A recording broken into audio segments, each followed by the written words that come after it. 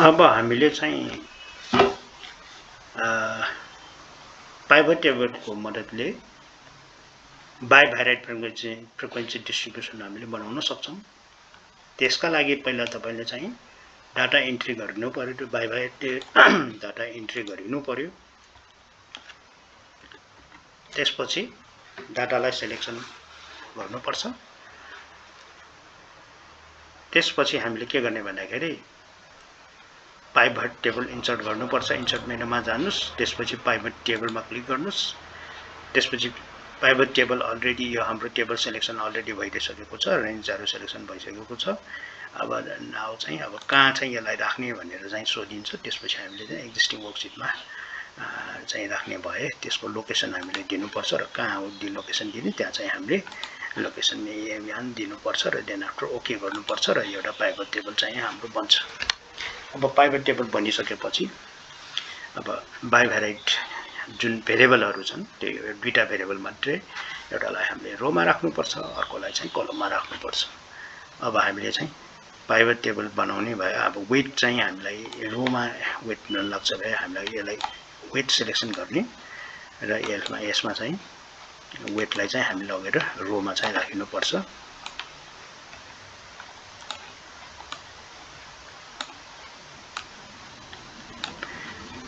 त्यसपछि हाइटलाई पनि लगेर हामीले हाइटलाई चाहिँ क्रमशः हामीले कलममा लानुपर्छ। त्यसपछि हाम्रो रो र कलम चाहिँ हाम्रो कम्प्लिट भइसकेपछि यहाँ भ्यालु हामीले चाहिँ यहाँ फ्रिक्वेन्सी चाहिँ कति छ, सर्टेन फ्रिक्वेन्सी कति छ भनेर हेर्ने भएकोले हामीलाई समको आवश्यकता पर्दैन। त्यसैले दुईटा चाहिँ दुईटा भ्यालुहरु वेट र त्यसको छुट्टा-छुट्टै भ्यालु पनि हामीले लिन आवश्यक हुँदैन। हामीले कुनै एउटा चाहिँ मात्र लिएर एउटा चाहिँ हामीले यो हटाइदिनु पर्छ। त्यसपछि हामीले समसँग हाम्रो कुनै रिलेसन नहुने भएकोले हामीले समलाई हटाएर हामीले चाहिँ यसमा क्लिक गर्नुपर्छ। एरोमा क्लिक गरेर भ्यालु फिल सेटिङमा जानुपर्छ। त्यसमा गएर चाहिँ काउन्टमा सिलेक्सन गर्ने र ओके भन्नुपर्छ। अब काउन्टमा सिलेक्सन गरेर ओके भनिसकेपछि हाम्रो चाहिँ पाइभट टेबल रो र कलमको चाहिँ हाम्रो तयारी भयो। अब यसलाई चाहिँ हामीले कन्टिन्युअसमा बनाउने भए हामीले चाहिँ डाटाहरुलाई कन्टिन्युअसमा हामीले मिलान गर्नुपर्छ।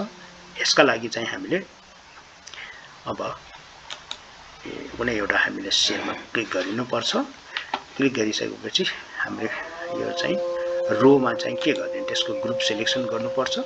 स्टार्टिङ पोइन्ट र एन्डिङ पोइन्ट चाहिँ दिएपछि हामीले चाहिँ अब क्लास इन्टरभल हाम्रो कतिवटा कस्तो बनाउने त्यसमा भर पर्छ। हामीले यहाँ चाहिँ क्वेशनमै दुईटा क्लास इन्टरभल 2 साइजको दिएको भयो भनेकोले हामीले चाहिँ क्लास इन्टरभल साइजलाई चाहिँ बाइ 2 गर्नु पर्छ र यसलाई चाहिँ हामीले कन्टिन्युअस गर्ने भएकोले 71 ठ्याक्कै नगरिकन यसलाई चाहिँ नियरली 71 भनेको मतलब 70.99 गर्नुपर्छ र ओके गर्नुपर्छ।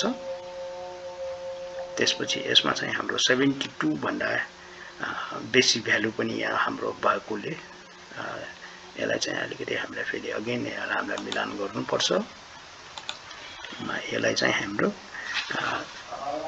71 को भ्यालु पनि भएकोले यसलाई चाहिँ हामीले मिलान गरेर 71.99 गरिनुपर्छ र त्यसपछि हाम्रो चाहिँ